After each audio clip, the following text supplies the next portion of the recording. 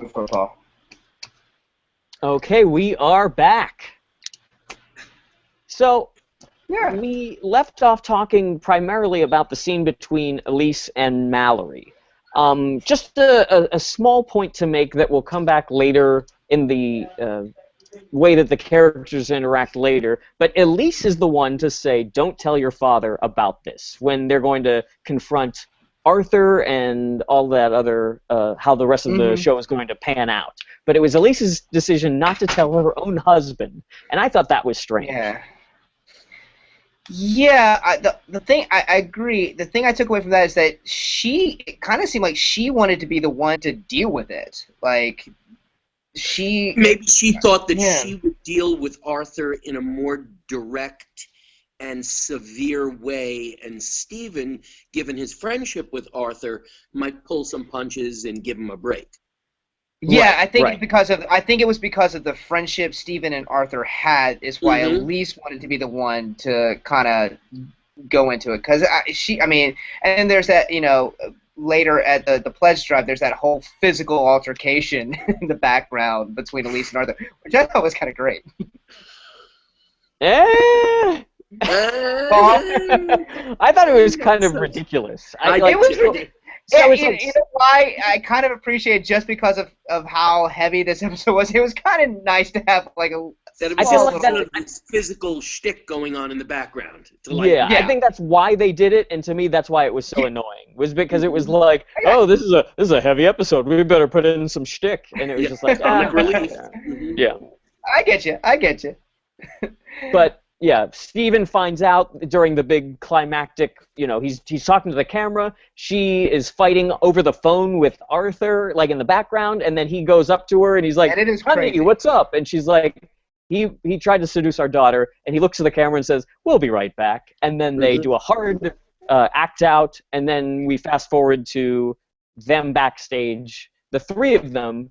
Stephen, Elise, and Arthur discussing the situation. And this is where I think we take issue with the episode, right? Because it's all the justification of Arthur that is kind of not right. So, naturally, Stephen and Elise are pissed, Steven's like, you need to go get some help. Like, this is unacceptable, and he's very much a father in this scene. But it's Arthur saying, I don't know what's wrong with me. I'm dressing like a teenager. Which no, you're not. You're not dressing like a teenager. No. Actually, I wanted to point this out. I do agree that there are some costume stuff going on in this episode that are very interesting. With regard to Arthur, I noticed that in the scene when Stephen is going over his speech of what he's going to write, Arthur is wearing like a Jesus Christ Superstar hippie type Indian-inspired shirt. Okay. So the costumer picked up on that script line. Exactly. Okay. It's a good thing. That's pretty clever. Okay. Totally. And then also he's in the episode in the scene when he's confronted by Elise, and then obviously the scene that just follows right after that scene, he's wearing a very disco mid to late 70s big collared and super buttoned down dress shirt under a jacket. And so both of these are of a different time when this character was much younger, and probably things that were hip then that he identifies with being a young man. And also, in a very, having it both ways, Mallory is dressing much more age-appropriate and time-appropriate. Yes! I think it's the first episode where she looks like a teenager. Absolutely. Exactly. And I think it does the two things that it's kind of weird, because it makes her look much sexier, quote-unquote, where it's like, oh, she's very cute, which is weird because it makes you feel in a visceral way what Arthur is feeling. You're, as a voyeur, as an audience member, being like, oh, she is sexy, which is kind of problematic to me. Yeah. But at the same time, at least they're making her dress like a real human in 1982. I think what we're saying is, why did it have to be this episode that they decided to do that in? I think they had to give Arthur motivation. Yeah. Yeah. Well, Unless he had like a Little House fetish, which would have been Exactly. She's dressed like a sister wife for the first 5 episodes. Now all of a Arthur sudden is she's Mormon. a teenager. Yeah. Hey, Arthur also doesn't he also say at one point, "I'm an affectionate guy." You know me. I'm an affectionate guy. I'm an affectionate guy. It's like that's the sleaziest thing I've ever heard in my life. You got caught with your hand in the cookie jar, and your response is, "I'm an affectionate guy." Yeah. Okay. So my apologies to the costumers at Family Ties. Okay, you had Arthur Paul. Very good breakdown. I did not see it in that context. And his wife has left him. He's divorced. Right. He's divorced, which good for Mrs. Arthur. Good for getting away from him. Yeah. So the perception is that he's lonely, and that's his rationale. Shouldn't he just buy a Corvette like every other middle-aged man? That's what I was thinking. That's what you did. Like that's the midlife crisis thing to do. That's it. Or if you want a hot girl, you go with someone like a 5-year-old that knows better. All right. Like that's what I pick. Like, but the justification of that's the character's motivation being, oh, that's why I hit on a 15-year-old is kind of really off the money, and that's kind of what makes this. It kind of does a really, with all the good work that's happened in this episode, it does do it a disservice. Oh, it does it a huge disservice. And oh, sorry. Go ahead, Corey. No, I was just going to say, because this is the episode that I wanted to shower after I finished watching. Yeah, and it's because of this scene in particular. If you excise this scene and just had him go away, and then you have this final scene with Stephen and Mallory, it would have been a very good episode. Lovely. But it's his as far as like he rationalizes everything and tries to almost give his point of view. I'll tell it from my point of view as to why I'm doing this, and it's inconsequential. Whatever's going to come out of your mouth sounds stupid. And you need help. That's all there is to it. Exactly. Right. And the other thing that's that it sells our characters that we are supposed to care about short, because Stephen and Elise, and I'm not saying like, oh, you should become like start beating him up, or the weird eye for an eye stuff that some people watching this episode would be like, oh, just kill him. No, I mean all they say is that he should get help, and that they're rationally discussing these things with him as opposed to calling the authorities. Well, that's the thing. You need to call the authorities.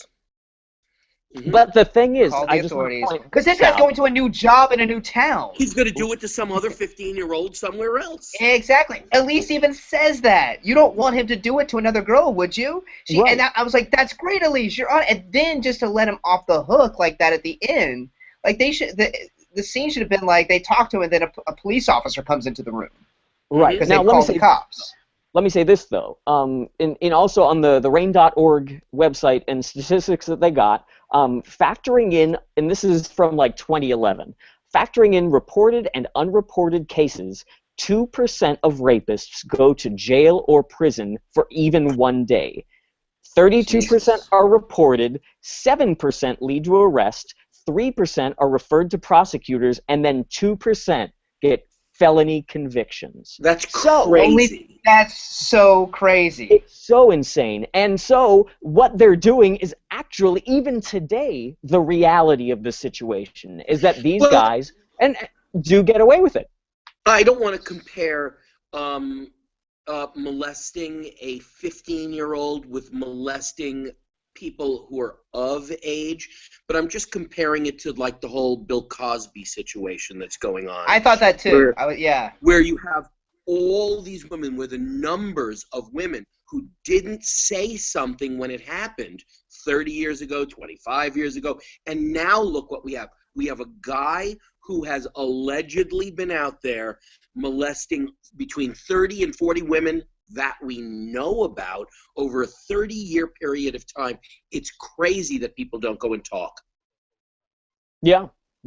Or no, it's completely understandable in the culture that women do not feel comfortable to go ahead and talk. Well, because, that's why you and need especially female police officers and female doctors and people who have some sensitivity to the problem dealing with people and not approaching it like, this is just another one of those he said, she said things, and, you know, what were you doing and what drugs and alcohol were involved, and, you know, it's deeper than that. And totally. And I say the way that we're talking about it right now is, I would say that, you know, your most left-wing type men would be discussing this in the past 5 years. Whereas I would say, you know, you would watch Bill O'Reilly 10, 15 years ago, that one girl who was walking down the West Side Highway who got abducted, raped, and killed, and he went on his television show 10 years ago saying, well, what was she wearing? And that was, until very recently, the way that men approached these issues, and when they came up, it was always the woman's fault or the woman's problem, and they would always find a way to bridge the gap to not worry about it. We've lost Scott. Are you aware of that? Oh no, I didn't. Oh shit. Yeah, we've lost him. All right. He's getting back to us again. Hanging up He's frozen. again. I know. He looks like he's doing something, but he's frozen down there. It really does. His mouth's agape, so I was just like, oh, he's really thinking just hard. enough to make it look like he's about to say something. Go ahead, Scott. Yeah. No, really, go ahead. This is the funniest you've ever been, Scotty. Really, you're killing me.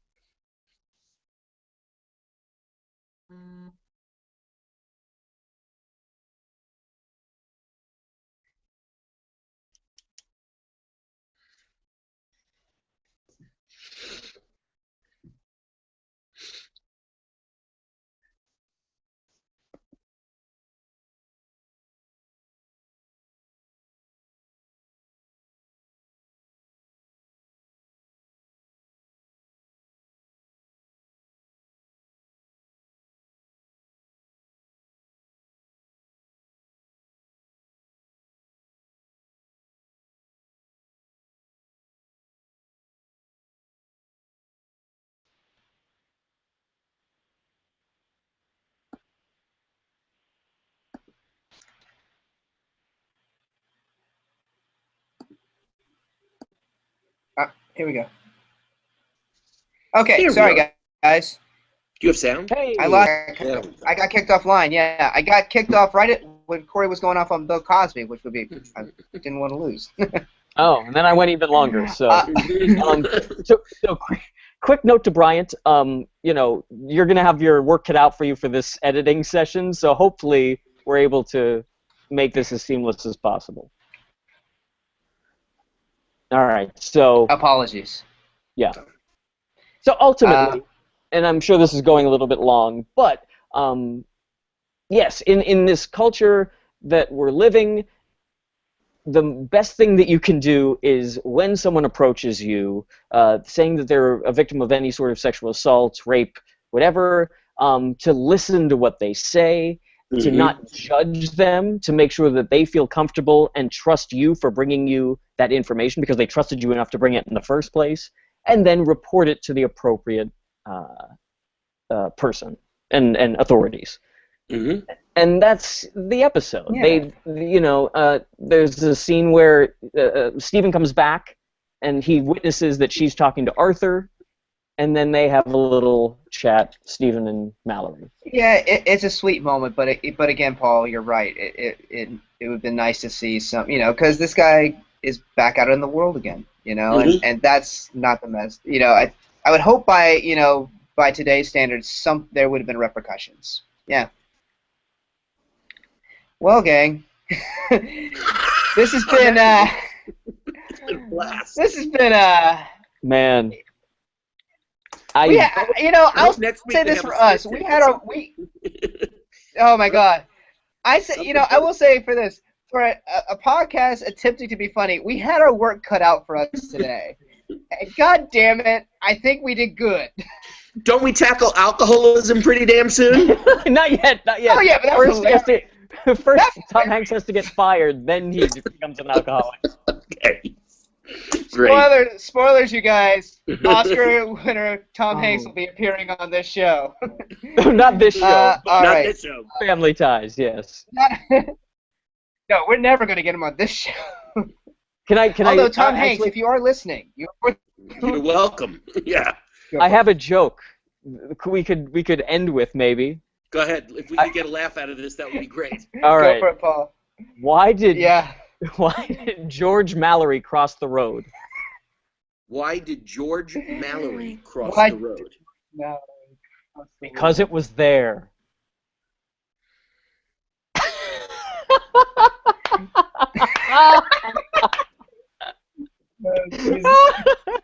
Corey is containing rage right now. If you're not watching, Mm-hmm. No, it's funny. That's He was a funny like, joke. "This is how you." Oh, that's funny. It's humor. Mhm. Yep. All right. Pause for editing. I'm gonna pull up the thank yous really quick. I should have done it beforehand. come on, Corey. That was all right. That was Oh, that was cute. all right. That was all right. Yeah. I'm going to tell that to a 12-year-old. And see if he gets it. Oh, I'm sure 12-year-olds know about No, they won't. mountain What climbers. would they like? Mhm. Okay, hold on. Cannot find. Let me know, Scott, when you're ready. Can I just read the rain.org thing one more time for like the end credits? Yeah, go for it. Give me a second. Yeah, that's absolutely.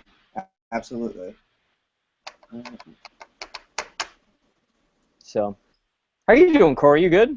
I'm great. I had this on my phone. What are you up to this weekend? Anything fun? Just teaching all day tomorrow.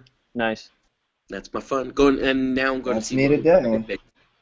Going to see what? Logan's playing ball, so it's Nice. opening day of the Sherman Oaks Little League season.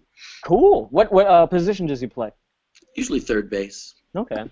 Oh, he's got a good arm. He has a very good arm. Yes. Nice.